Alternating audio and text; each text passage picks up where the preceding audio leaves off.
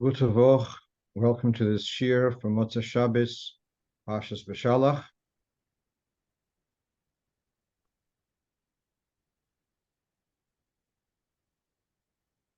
So today's shir is dedicated by family Mr. and Mrs. Siegelman. It's the yahrzeit of Mrs. Siegelman's mother, Mrs. Risa Elisheva Bas Yitzchok.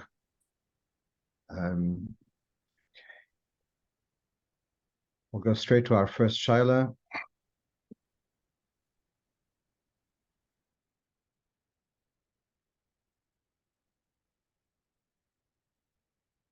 So, fairly simple shaila.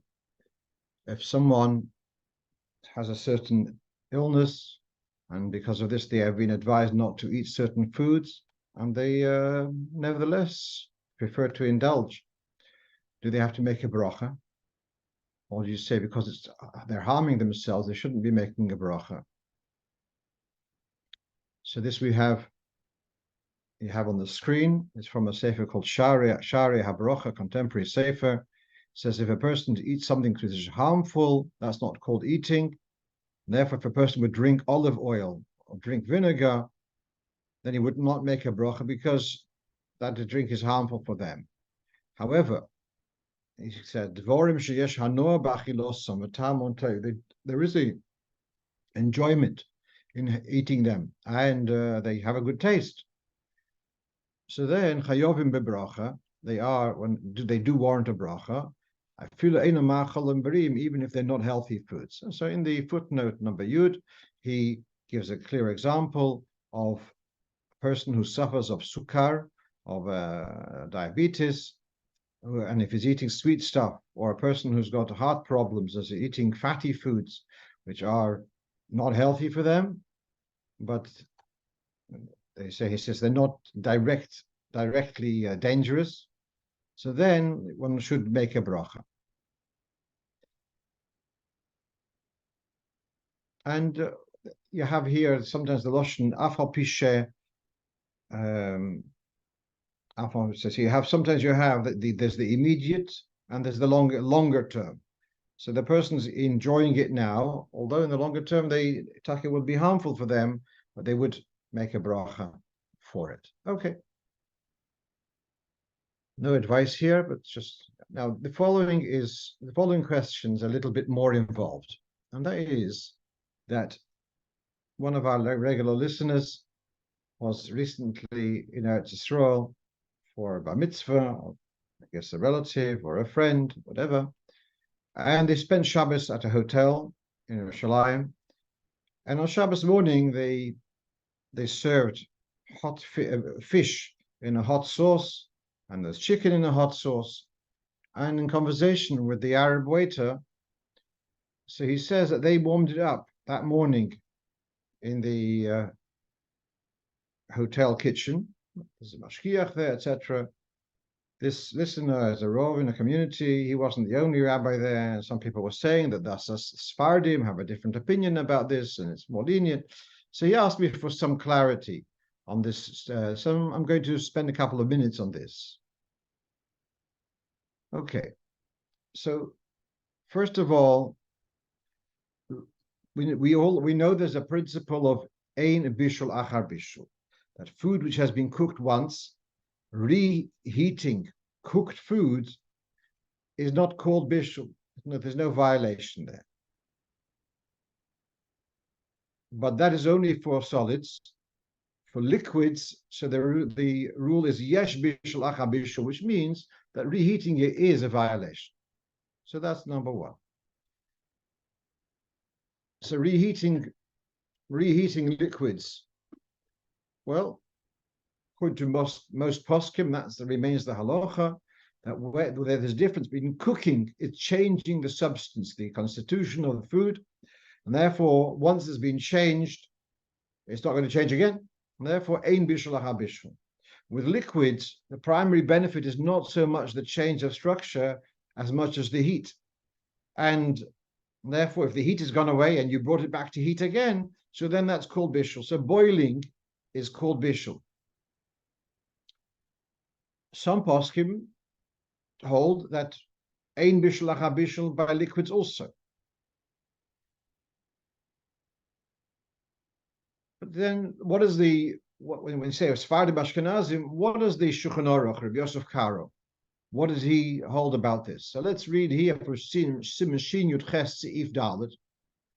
Tavshil shenisbashel kol tzorkei, a food which is fully cooked. Yesh boi mishum bishul im nitztanen, but if it's cooled off completely, doesn't go. So say the word completely. I added, but okay. So food which was fully cooked but has become cold and you reheated it. So then I'm assuming that this is talking about a liquid food. Okay, but at any rate, this is pretty clear that the Mechaber holds that yesh bishul acha bishul b'dov olach. Therefore, to take a gravy and to put it into the oven would be definitely asur, even according to this Sfardim who paskin like the Shulchan Aruch. I did a little bit of homework. I have at home a Kitzur Shulchan Aruch with the commentary of Rabbi Mordechai Eliyahu, Zichrono Livracha, and there he puts in the variations where Minhag Sfarad is different to Ashkenaz. So that's one source. There's also, you can look in Yalkut Yosef and Babadi Yosef, etc. At any rate, that seems to be fairly straightforward, that the Shulchan Aruch, the Rabbi Yosef Karo, and therefore Minhag Sfarad is that you're not allowed to reheat liquids which have cooled off. Where there is a bit of a gray area is when it's a solid, but when you reheat it, there's going to be liquid coming out, and that liquid is going to become hot. So here you can see on the screen that's also in Siman Shin Yud Ches Seif Tazayin muter litein in panada be'keneged oish b'mekoyim sheyatzei ledes. You are allowed to place in panada would be what we would call kugel in modern Hebrew, which perhaps Sephardi is fashtida. You're allowed to place the kugel near the fire, even where it's going to be yatzei ledes, very, very hot, even though the fat therein, shenikrash, which had congealed, is going to dissolve. So this is where we have the concept what's called nimche, a solid which is warmed up and it's turning back into a liquid. And then it's going to be warmed up. Well, actually the Mechaber doesn't even emphasize about the warming up. Now, it's interesting how this evolves. The Levush, who was a couple of generations later, he says it can't be shayad soledes, it'd be she'ein hayad soledes, because to reheat the kugel and the liquid is going to become hot, that would be called bishul. But others disagree and they say no, it's okay because it started off as a solid. So the fact that it became a liquid, it became hot, that's okay. Then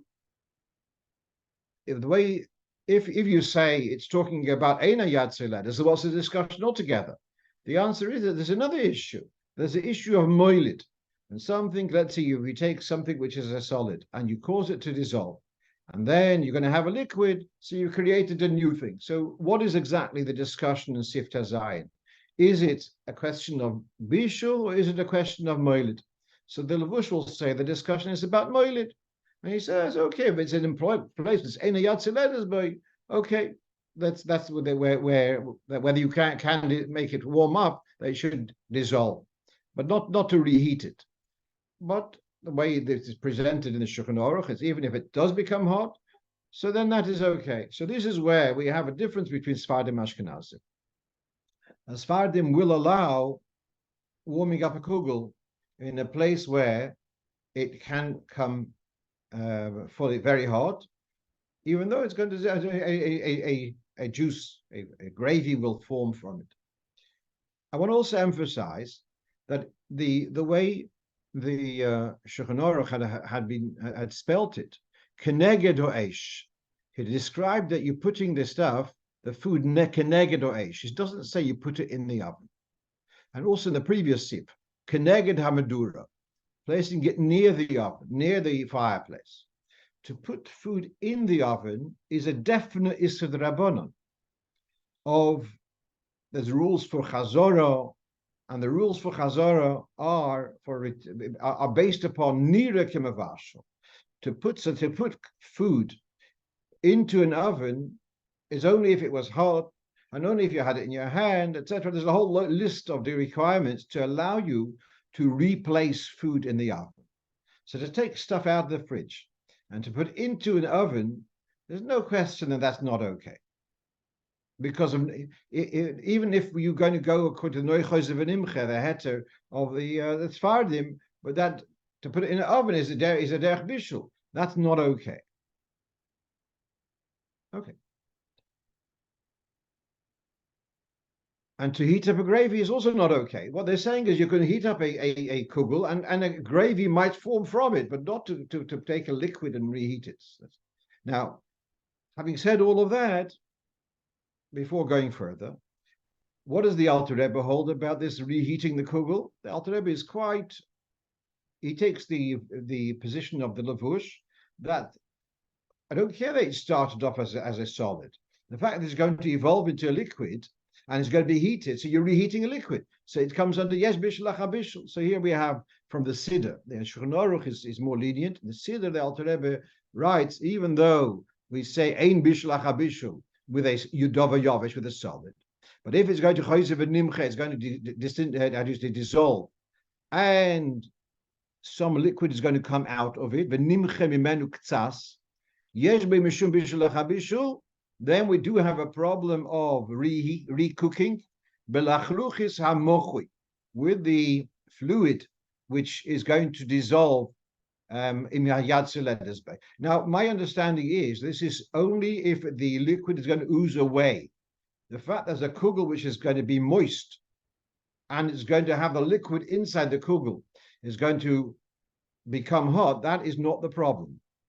The problem is only when it actually becomes a distinct liquid away from the food, and that's going to become hot, then that's where we have the problem of bishul acha bishul, bedover, which is choyzev nimche. All right, and therefore the Alter Rebbe has the issue of warming up meat.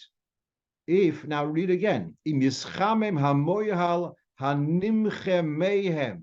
That I want to emphasize this. It's the fluid which is going to melt and it's going to ooze away from them. If that liquid is going to become yad shiledesbei, then I'm concerned, he says, of Easter skila the chorus chas v'sham. Okay. So coming back, so this is where the Alter Rebbe is very clear that is machmir on that, but this is where the Sfardim have the position of the Shulchan Aruch that it is permitted to do.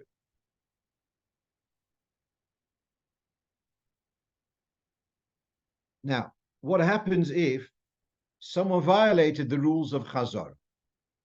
Again, let's say you took out from the fridge, you took out some dry meat, you took schnitzel, it's dry, and you put it on a source of heat, on the blech, etc. If you violated Chazor in a way where everyone agrees that it's not allowed, this is Siman Reish Nun Gimel, Seif Chav Dalet for the moment. If one violated the rules of Chazorah in a way that is L'divrei HaKoil, that all poskim would say that this is forbidden, where the B'shoigeg b'meizid, then if you violated an Issur Rabbanon, there's a penalty. You may not have benefit from it until Motzei Shabbos, B'chdei Sheyas. Then he has a bit of a pilpul about mitztamek v'yofeloi.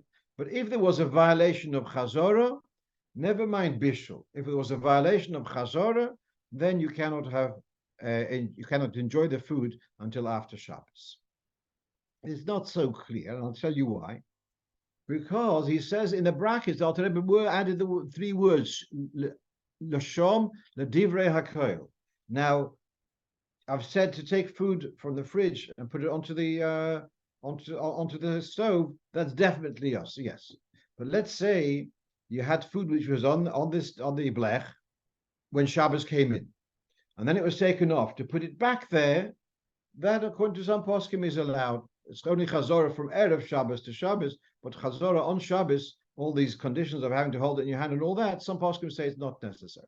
So then, if you did violate that, then there would not be the Issa till Motzei Shabbos. Again, so let's say a case that someone had taken off schnitzel, something similar, something that's dry food, taking it off and put it on without having fulfilled all the rules of Chazorah, somebody Eved, there would be reason to permit that they should be allowed to use it for the Esav Shabbos. Now, what we're doing here, we have, if there is the room to be makel. But if, as I say, if it was in the fridge from before Shabbos and taken and put onto the heat, so then that's a violation of Chazorah, and for sure it's us. Then he goes into Sif Chofei, and he says, this is if it was done by a Yid. But if a Goy put it back, then you are allowed to have it. Oh. So now, this is if a Goy put it back. Then he goes on further, and I just want to just get this clear. We're dealing with two issues here. One is a Drabonon and one is a Deraisa. The Drabonon is Chazorah. And here we've seen that with Chazorah, then if a Goy did Chazorah, then you could have benefit from it. But then in the next paragraph he says, that's only if it was a little bit warm, it was edible. But if it was Soina Legamri, it wasn't really edible, and it was put back in a way of Chazorah, which is a violation of the Divrei HaKoil, then you cannot have benefit from it. So the Chazorah aspect in our story, where the waiters in the hotel, whatever, the staff, took stuff out of the fridge and put it into the oven, that's a violation of Chazorah, and assuming, you can argue, I don't know, can you eat the fish cold? Possibly. I'm sure the gravy you can't eat cold. So if there was a violation of Chazorah in a way that you couldn't benefit from it otherwise, then for sure you're not allowed to have benefit from it. Now let's leave the Chazorah side for aspect for a moment, and let's look at the other aspect of the Bishul Mamish. As I said, even the Mechaber says that taking cold liquid and reheating it is a violation of Bishul. So Chazorah to one side, there has been an act of Bishul. And this is very, very interesting. This is Alter Rebbe Shulchan Aruch, Reish Nun Gimel Sif Chof Hei. He says, and you know this, Alter Rebbe has got lots of brackets, and in this Seif there's brackets. Now you have to, I just saw in the Sikha which I hazarded today, there's a famous thing that the Alter Rebbe added in brackets, things which he wanted to reflect on at a later stage. Here, the way I feel that you learn Alter Rebbe's Shulchan Aruch, you have to read it with the brackets and without the brackets to be able to understand what's going on here. Here he's got two sets of brackets, which are alternative ways of learning the halach, as you'll see. Let's read this carefully. Even if you told the goy to put it onto the oven, im hechzir, but if it was placed in a place where there are those who permit this, now then we have the other bracket. Even if the Yid himself put it back in the place where the Yesh Matirin, not on the oven, which is derech bishul, but he put it eitzel tanu, which is not a normal way of cooking. So it wasn't over the drabonon. Because it's eitzel. But he put it eitzel, ain't a god about cut. We can negate hamaduro tav shilshin is bashul called sorokoi. Vayesh by morov when it's done and legamri. He took it mamish like our case. He took a food which is completely cooked, and it's cool. It's got gravy. It's completely cold, and it was reheated. Becomes yatsi letters by. Then look at this with these words. For the Yid to have put this gravy to reheat it, we pass in it's chiyuv chatos because yesh bishul achabishul b'davalach. But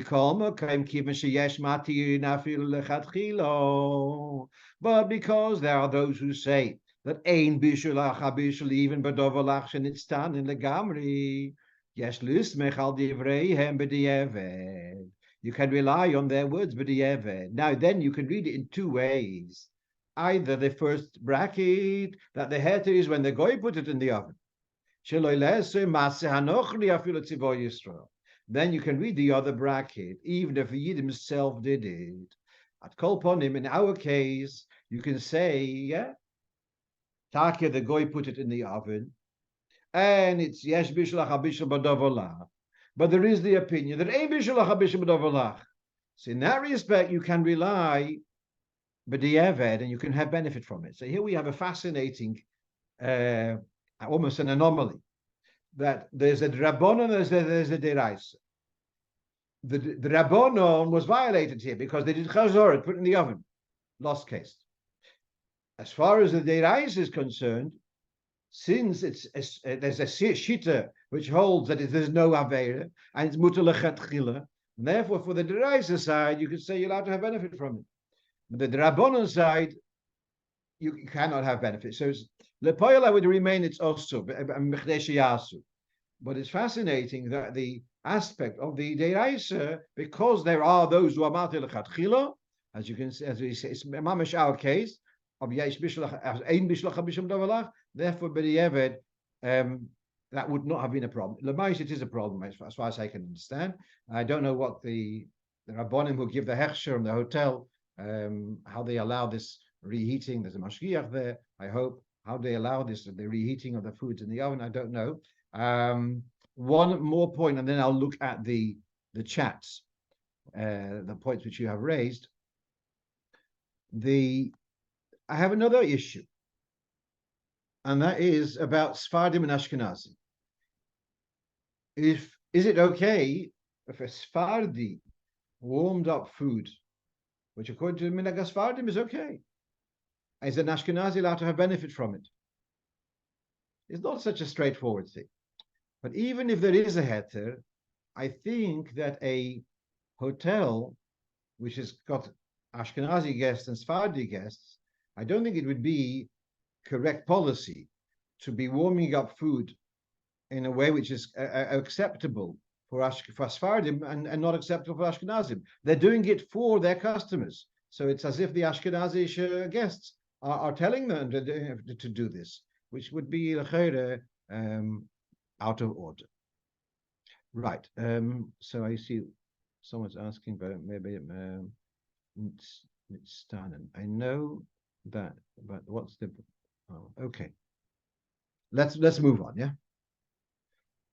Someone knows what the heter of the hotels is. I'm happy to listen. Can be next week, whatever. Okay. Right now, Baruch Hashem, baby was born, and there's a minhag of the woman going to shul after giving birth.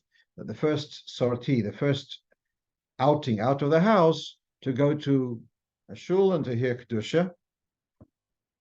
Now, someone asked me, is this a minhag Chabad or is it a Weltische minhag? As far as I know, I believe it's a Weltische minhag, and we'll go through this a little bit more. They also asked the question, if they had the bris in the house and there was a minyan for mincha at the bris, and the lady, she heard kedusha and she answered kedusha, does that count?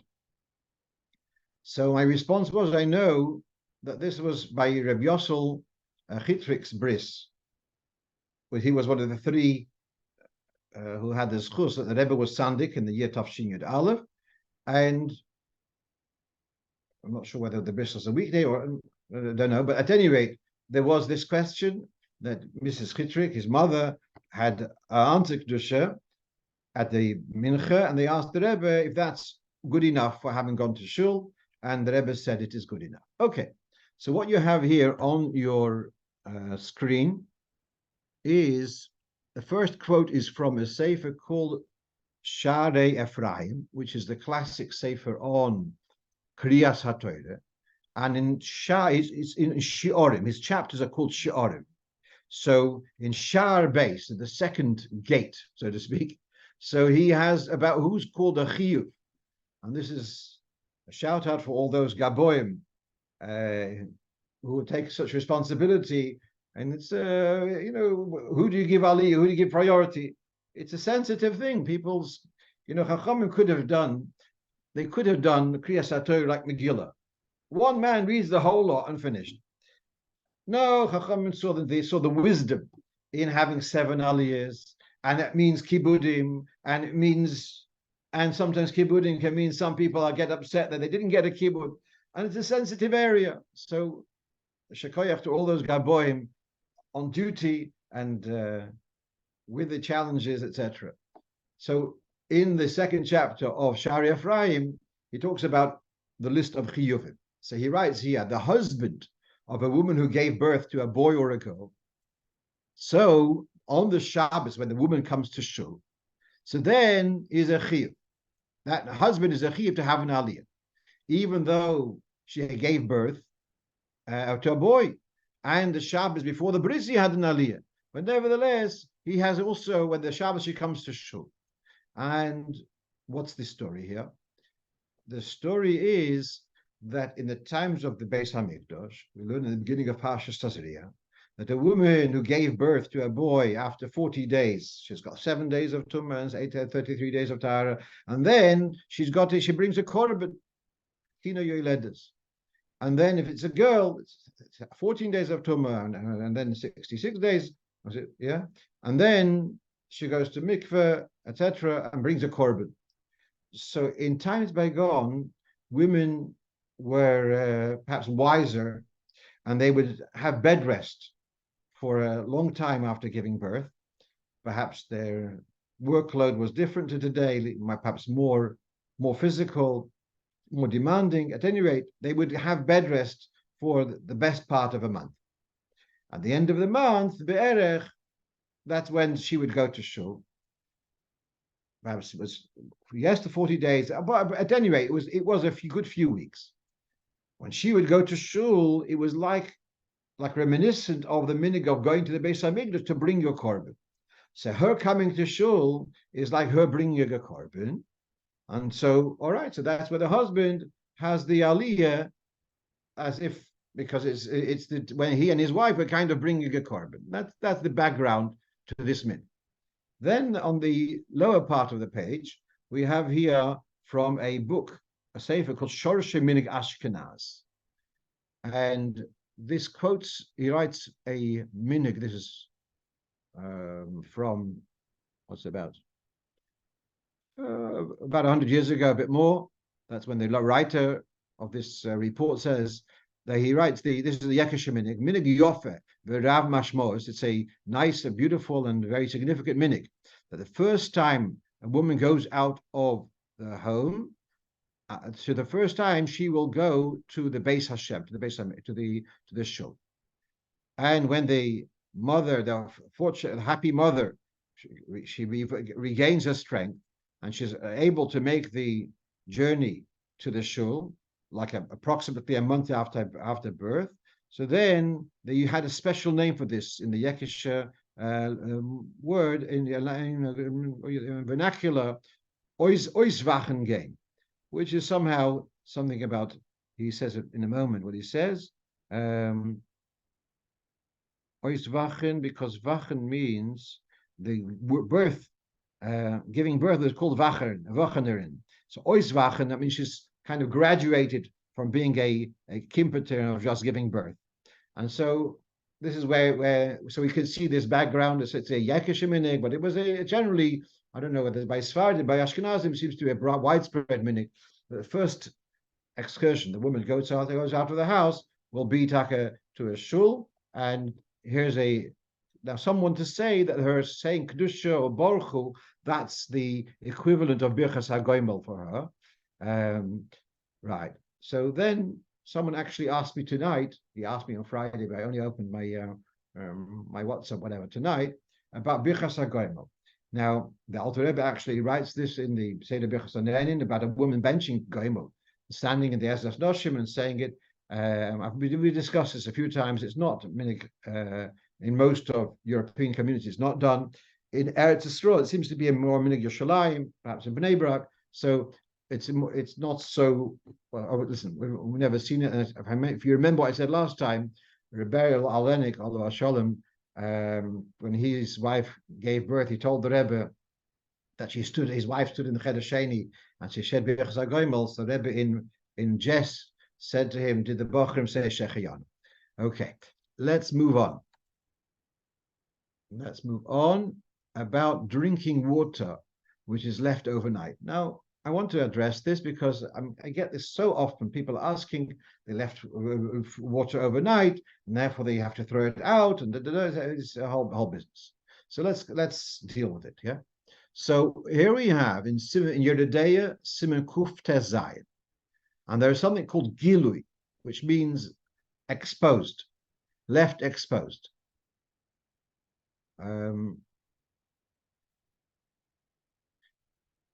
Mashkim shenizgalu, that if liquids were left exposed, Chachomim forbade us to drink them. The chayshinon, out of concern, shemo shoso nochosh mehem, lest a snake had drunk from them. And bahitil behem eres, that the nochosh, the snake, had drunk and left a deposit of venom. V'yachshov she'ei nochoshim mitzuyin beinenu muter. So now that we don't have snakes abounding in our civilized areas, therefore the liquid left exposed is permitted. Now, the Alter Rebbe doesn't talk here about overnight or not, but he says that it's not a problem. We don't have snakes. Of course, leaving liquids open, it might be dust might fall in, perhaps if you have, it can be, but it doesn't really, it's not an issue as such. So it is mutter to have liquid which was left overnight. The only exception to this is about wine for Kiddush. And this you can see, now we have a quote from the Alter Rebbe Shulchan Aruch, and that is Siman Ayin Reish Beis, which is Hilchos Kiddush, where he says, sorry about that, I'll come back again, if someone can remove that scribble which they did on the screen. V'chein ein mekadesh al hayayin shenizgala, not to make Kiddush on wine which was left exposed. Although that nowadays exposure of liquids is not a concern of ours, because we don't have, it's not common for snakes to be in where we live.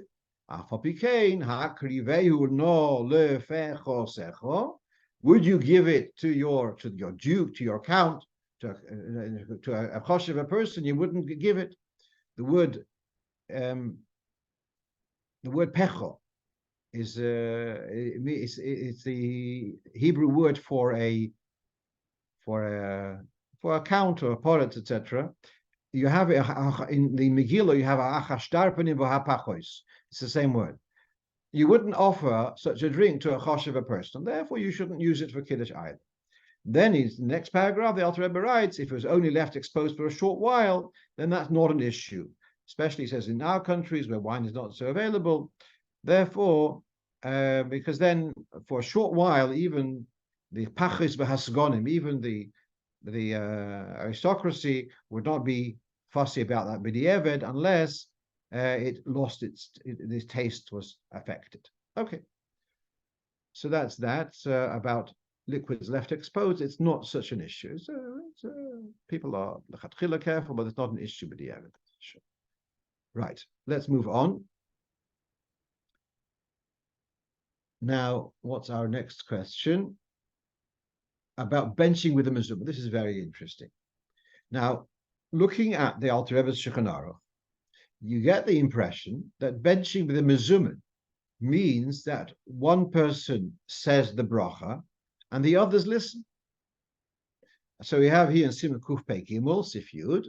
So he talks about the first mahalach. He says that if each one is benching on his own, that's not zimun. He says, since the Birchas Hamazon, they're all saying together word for word, then it's considered like Amira Achas, as one saying, and the ending, the leader is saying aloud and they are answering Amen. And therefore, really, Zimun should be listening to the leader and being yot to the bracha from him. But this is also okay. And are those who say no, that the only way Zimun is, there has to be one would say the bracha for everyone, and the others listen. Should listen at least for the first bracha. So Zimun would mean that one person is saying the bracha and aloud until Hazonas Hakel, and everyone else is listening and not saying, and they start on their own from Noida. That's v'chein ikir. No, you know what the ikir is? The ikir is what we see what has been done. Baruch Hashem, we have a previous generation of seen what's being done, and we can see the minig is we don't do this, and so therefore that is going to be at the ikir. But we have to deal with what the Alter Rebbe says, v'chein ikir, that it should be said until Birchas Hazon, aloud. And now, what you have on the next quote is from Toras Menachem, from the Sichos, I think it was Shofshan Lamed Beis approximately, where the Rebbe changed his practice. Whereas until then, the Rebbe would say the first bracha aloud until Hazonas Hakel. But then he said, this time he stopped doing so. He said it quiet. And after benching, the Rebbe explained himself. Why did he say the bracha quiet? Because he got the impression that some people were trying to be yotzer from listening. And he was concerned, doesn't say all the details. I remember it was someone else discussed more at length. The Rebbe says that possibly because of the noise, you can't hear everything. And so you're listening to be yotzer, but you're not yotzer because you can't hear. And therefore, he didn't want people to be yotzer. And as a result, he stopped saying the first bracha aloud. Now, what's this? What's the background to this? The background to this is that we say B'shus Memarona v'Rabona v'Raboisai Nevorech Shochalna Mishalai. There's going to be a bracha. So where's the Nevorech? So therefore, the Nevorech is that one person is going to say the bracha for everyone to be yotzer. What's interesting is there are other sources where it seems to be that if it's a zimun of 10 people, so because Hashem's name is mentioned, Nevorach Elokeinu, then you'd be yotzer with that alone. So therefore, I gave this shir in Hebrew on Wednesday. So someone says, you can't prove from the Rebbe's Sikha, from the Rebbe's Hanog, because the Rebbe was with 10 people. With 10 people, it's not so imperative to say the first bracha to be motzi everyone. But when there's only 3, where's your Nevorach? Okay, so that's the question. So here we have our good friend, the Piskei Teshuvos, and he brings, after having brought this, he brings from the Mishnah Brura that Masha knowing Harbe Anoshim, that each one benches on his own, Shaloi Kedin him, or it's not Kedin. Having said that, having quoted the Mishnah Brura, which is not different to the Alter Rebbe, and he says we see many fine and eminent Jews, learned Jews, who, after having said Baruch Shechalna Shaloi, they each one says their own benching.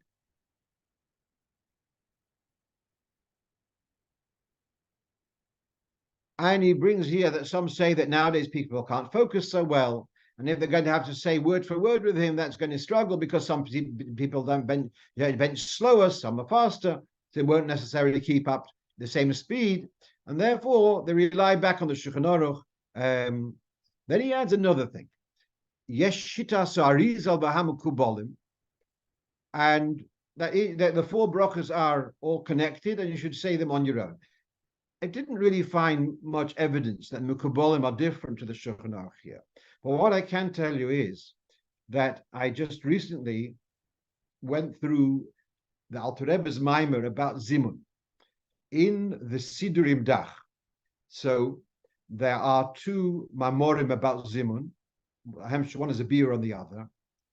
And he brings in a whole idea of based upon a lashon of the Zohar, which the Zohar looked up, doesn't necessarily talk about zimun, but he talks about in the Zohar that you got a river and you want to irrigate from the river, so you could have one canal like a diversion from the river. But if you want to have to irrigate many canals, then many small diversions from the river don't work. Don't ask me the physics of it. Instead, what you need to do is you make a pool.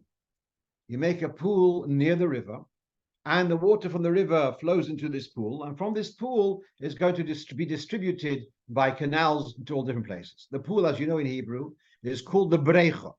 So the Rebbe explains there, when you bench on your own, so it's like you've got just one diversion from the river, you're coming the brach. But when you make a zimun, it's as if you have created this pool, this brecha, and then the bracha is distributed from there. That's the Alter Rebbe's cheshbon. So the way I understand from the Maimer is that if you ask the question, nevarech shochalnu shalei, and where's the bracha? So they say you have to say the first bracha aloud. Well, according to this mahalach, that the of course it's more on Kabbalah and Drush, but the zimun has this collective of a zimun, three people together, the actors are three people together, that itself is a kli machzik bracha. It's like this creating this pool, and therefore you've achieved the nevorech by the zimun alone, even without having said one bracha aloud. That's just adding to what you could see here, that minig, it's a widespread minig. Contrary to what we've seen, the pashtus of Shulchan Aruch, it's a widespread minig, as we've seen. One person says, and they all answer, and then each one says their own benching. And the truth of the arguments which he says here, that people don't focus so well and that the people are different speeds, that's absolutely true. And so, all right, that explains the minig. Okay, what do I have here? Question number 8 is, don't have on the slides. Someone's working as a mashgiach on the kosher kitchen on a cruise liner. I made up the story, but okay. Because if he's a mashgiach, he should ask the Rav who tells him, whether he should be making an eruv or not. But the question here is, do you need to have an eruv to be able to carry on the ship? Since in my mind it's no different to a hotel, and we've got to discuss this more than once. There are those who say that in the hotel, although you have rented a room, but you don't have a contract on that room, they could give you a different room. Of course, once you've come in, they're not going to move you because they don't want to lose a customer. But there's no contract. You don't own that room, even in contract. So therefore, it's you're a guest. A guest in a house doesn't have to make an eruv. And so the same thing, I believe, would be on the ship too. Another point is that I'm not sure. I've never been on one of these cruises, but you have a cruise can have 5,000 people on the ship, and they have within this we have these advertised as kosher Rika, whatever, these kosher cruises. So within the 5,000 passengers, there's a group of Jews, and they have a special dedicated kitchen, kosher kitchen, very nice. If they all eat together, in the kosher dining room, that itself becomes the eruv. When you have several people, but they're all eating as a group in the same kitchen, the same dining room, that itself is an eruv. So if that's the case, if they're all eating, if all the Jews on the ship who are eating together, so then you don't need to have an eruv. But then if that's not the case and some are doing their own thing, then you would need to have an eruv, l'chumra. As I said, it could be as a hotel. You can be mekel. You want to be machmir, okay. Then if you wanted to do that, then you have to start doing schiras reshus and somehow doing some kind of agreement with one of the staff, one of the management of the ship. Okay, let's move on. On Friday morning, I got a call from a shliach somewhere in Europe that there's going to be a bris on Shabbos, and he's asking, what does he do about Kiddush? So I said to him what I'd seen in Sfarim, that you could have the Hagofen, which is said at the bris, before the Broch Hashem Kiddush, you did me better, and the naming of the child. That Hagofen could also be double up as Kiddush. So then, half an hour later, there are two shluchim in that town. The other shliach sends me a copy of this piece of Alter Rebbe's Shulchan Aruch, Siman Reish Ayin Gimel, where it says that the Kiddush Beis HaKnesses or Milo, and he talks about if there's no child to whom to give the wine, then the adult should drink a revius and be yotze Kiddush Mokim Sud by drinking a revius, which seems to tell you that the normal, the default procedure would give it to a child. To which I responded that is talking about a bris at the venue where they don't have a buffet with mezainas there. There's just the wine. If there's no mezainas, so then okay. So then whoever has the kiddush, if he's not going to have mezainas and no one else is going to have mezainas, so then you give it to a child. But if there is mezainas, so what's the problem? Everyone can have now kiddush mokim stud.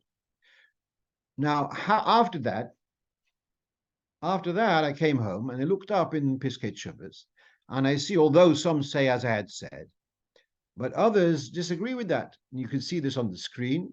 This is Piskei Teshuvos, Siman Reish Ayin Gimel, Oistud Aleph. He writes, Yesh HaKoisvim, that the Kiddush at the bris doesn't really fit the bill to be the Kiddush b'mokim suda, etc.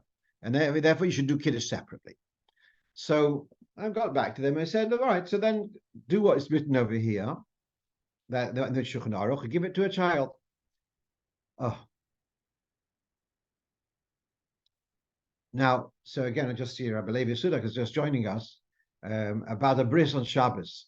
What do you do about the Kos Shel Bracha? So the way it's written in Shulchan Aruch is to give it to a child. If you remember, there's a couple of weeks ago, we spoke about Kiddush b'mokim suda, that it should be le'alter. The Kiddush there shouldn't be a significant interval between the Kiddush and the meal. Now, what's happening over here by a bris?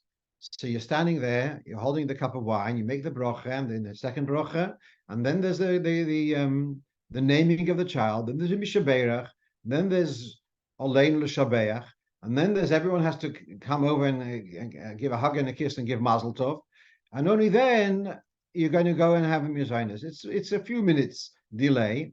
Not only is it a few minutes in time, which is the lesser problem because it's less than 10 minutes, which still be called lialter, but in mind, it's a different, you're distracted. Now you're focusing on the bris and mazel tov, and then, oh yeah, we're going to have now some mezainas. So I can see the argument is saying, don't, keep them separate, and at the bris, give the wine to a child. Then after the bris, then someone will make kiddush, and everyone will enjoy the mezainas and have kiddush b'mokim suda. Okay, we have one extra thing which is not on your list. I've told you a few times, probably, that I've been working on a manuscript which was written about 120, 130 years ago. And one thing which I just working on this past week was a question about slichas. And that is, in slichas, we have this piece, Misha Ono Avram Avinu Bahar HaMeriyahu Yanenu, etc. Misha Ono Yitzchak, etc. And then he says it's obviously drawn from the Mishnah, where Mishnah in town is paying base. And it says that they would have, when they would have the fast for rain, so then they would add brachas to the Shemona Esrei. They had 6 brachas to the Shemona Esrei, and started off after Goyel Yisrael, before Refa'enu. That's where they added the 6 brachas. And in Goyel Yisrael, they added Misha Ono Es Avram Avinu Bahar HaMeriyahu Hu Yana Eschem, whoever, the one who answered Avram at the Mount Moriah, he should answer you and listen to your crying out, Vayom hazeh Baruch Hashem Goel Yisrael. The second one, which is the first of the added 6, is Misha Onas Aviseinu Al Yamsuf, one who answered our forefathers, your forefathers at the Red Sea. He should answer you and hear your cries out to this day. Baruch Hashem Zoich HaNishkach, and so on. So he's asking a question. Why is it in the Mishnah? It says, Misha Ono Es Avraham, Hu Yana Eschem. Why did the composer of the Slichas, who obviously is inspired by the Lashon of the Mishnah, is taking it, he's borrowing it from the Mishnah, why did he change it from Le Avraham and to Es, from Es Avraham to Le Avraham? He goes into a whole Dikduk discussion, a little bit beyond my pay grade in Dikduk, but he's asking, I think, a simple question: why is there a change here? And at the end, he says, whoever answers Yisa brocha me'es Hashem should have a brocha from Hashem.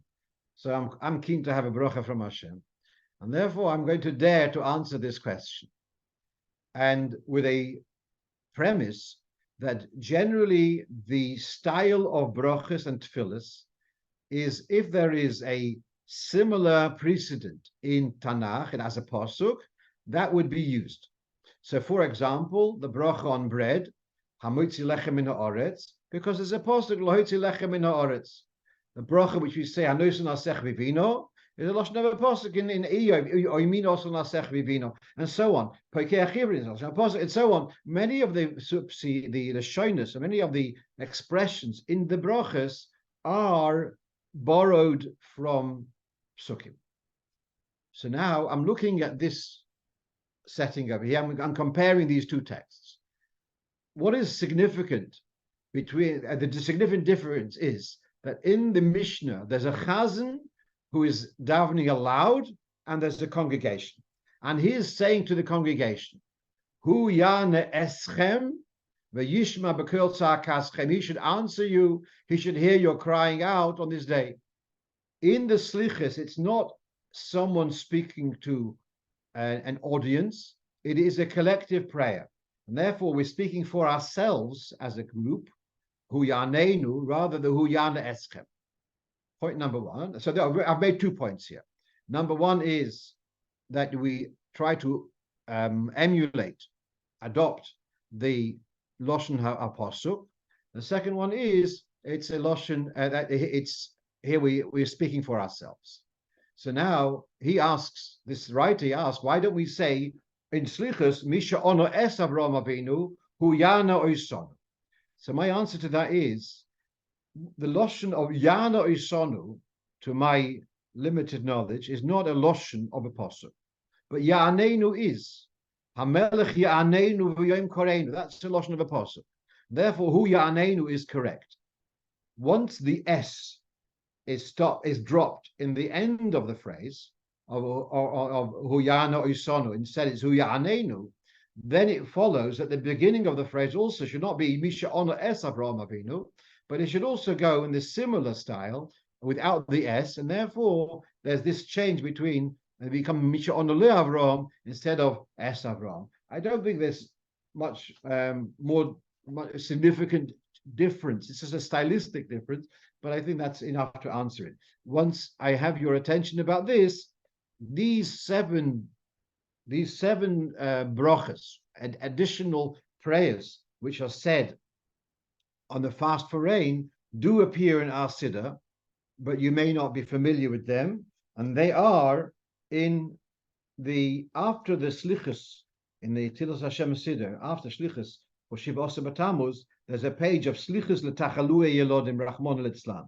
Slichus, if in the case where there be illness amongst children, there's a special slicha which would be added there, and in there it has actually Anenu Keshanis L'Avram Avinu. And then the next one is Anenu Keshanis L'Avasein Al Yamsuf. Third one is Anenu Keshanis L'Shua Begilgal. Anenu Keshanis L'Shmuel B'Mitzvah, and goes through the whole list. And I just want to finish off that in this moment, Klal Yisrael are looking to the Eibishter and asking, Anenu, we're going in the parshas now, Kriyas Yamsuf, the Eibishter Anenu Kshaniso Lavasenu Al Yamsuf.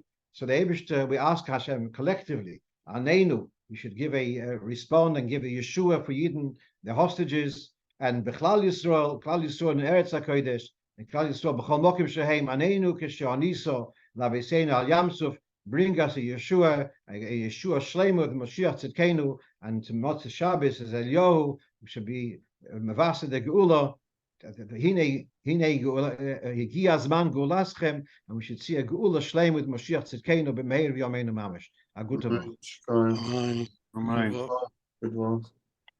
Good to all. Oh, yeah. Betrach, Shkaya.